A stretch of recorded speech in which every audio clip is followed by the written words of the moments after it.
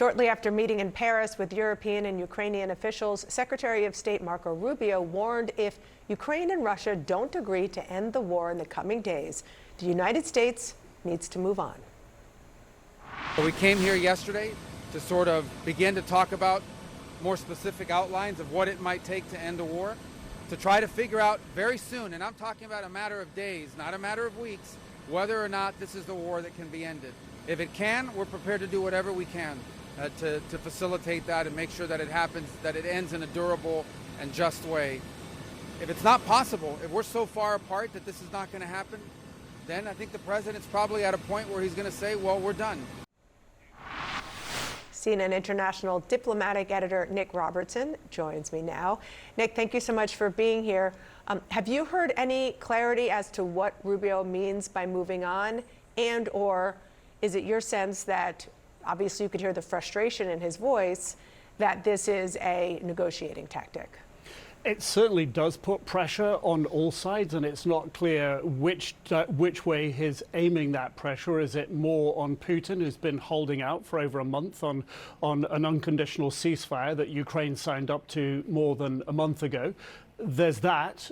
We know that President Trump has talked about his frustrations with Russia and the possibility of putting secondary sanctions and tariffs on Russia. But President Trump's also been very clear that he's frustrated with Vladimir Zelensky and is frustrated with, the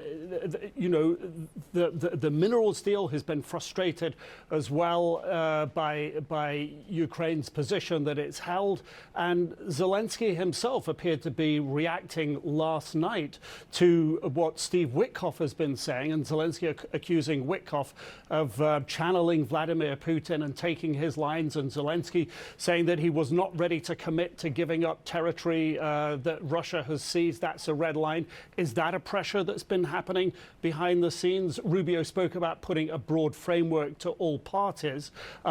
But again, we're not clear who is getting the maximum pressure. Certainly from the Russian perspective, they hope the pressure's going on Ukraine. Where it goes from here, the next couple of days, as Rubio says, will be critical. There will be, we understand, another round of talks, the same parties getting around the table here in London. And perhaps significant to that, Prime Minister Keir Starmer here just a few hours ago spoke with President Trump. That is certainly interesting. Nick, thank you so much for that reporting. Appreciate it. I want to now bring in CNN's Alex Marquardt and Kylie Atwood. First, Alex, Rubio's comments. It is noteworthy that he didn't call out Russia or Ukraine. What does that tell you? Yeah, I mean, the question that Nick was asking, whether it's more pressure on Russia or Ukraine, I mean, certainly he could have put pressure on Russia saying, if you don't go along with this in the next few days, we'll impose more sanctions, we'll impose more tariffs.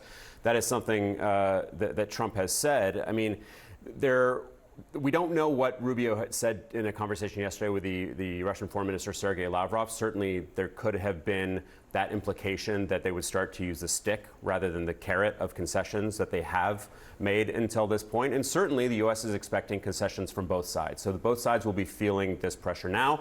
I think we could expect to see something from the Russian side, something incremental, because they have shown a willingness to try to get back into Trump's good graces. And let's remember, the Ukrainians have been playing ball. They did agree to that ceasefire 5 weeks ago, while the Russians have added conditions. They said that sanctions need to be lifted. So they've been going along with this. Trump doesn't just want a ceasefire. He wants a full peace deal. And as we know, he's getting very impatient. His special envoy, Keith Kellogg, has talked about a 100-day time frame. That's almost certainly going to run out. But we haven't seen any evidence, at least not today, that the U.S. is ready to flip the script and really put the screws on Russia to try to end this war. Yeah. And I do want to ask both of you about some new reporting that you have about, we heard Nick talk about Steve Witkoff. He's the president's special envoy. He was at the meeting with Rubio yesterday. A longtime U.S. official told you about Witkoff, quote, very few people outside the White House inner circle have worked with him. He operates as quite a lone ranger. How are we seeing that play out? Well, just look at his expanding portfolios, right? He first started as the guy for the Middle East, but President Trump, according to sources we've talked to in the White House and close to Witkoff, was impressed with those early wins that he had with the ceasefire and hostage release deal. Of course, many of that teed up by the Biden administration, but he expanded what Witkoff was in charge of. He's now the point person for Russia in the Ukraine war. He's also, of course, the point person for Iran in the last 2 weeks, sitting down with the Iranian foreign minister. And we've gotten a sense of how Witkoff actually prepares for those meetings. He's not looking for these really thick briefing books that typically diplomats would look for, State Department briefings. He looks for impromptu meetings, I'm told, sources close to Witkoff. He looks for his intelligence briefings that he has been getting increasingly so. But it's also that connectivity that he has to Trump, that he really relies on to prepare for these engagements. And that is one of the reasons that you talk to people inside the White House, you talk to people outside the White House. They're now comparing Steve Witkoff to the role that Jared Kushner once played during the first Trump administration. Really Witkoff is able to text with family members of Trump, I'm told. He has walk-in privileges to the Oval Office. He has all of this access that other members of the Trump administration currently don't necessarily have. There are questions, though, about how effective it's going to be in leading to actual long-lasting deals here. And Alex, you talked to several officials diplomats included in those, who were supportive of that Lone Ranger MO. One said, we know he's talking for Trump, which is what you were saying, so conversations with him are extremely valuable, but you were also reminded that he has a very steep learning curve because he has no diplomatic experience. He's a business person. One veteran diplomat said, on the Russia side, he is up against very experienced diplomats and operators. The concern is that you have someone who is outmatched by his counterparts, and that is not a good place to be.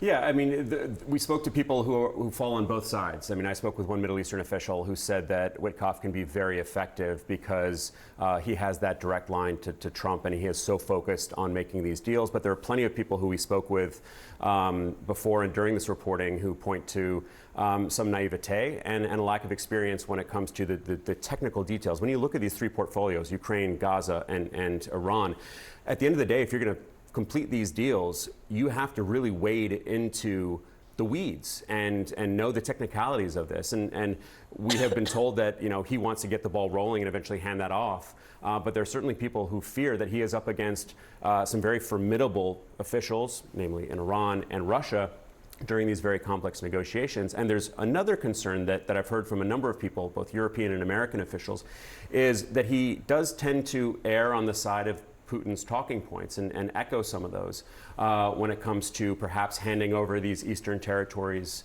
of Ukraine to Russia, not letting Ukraine join NATO.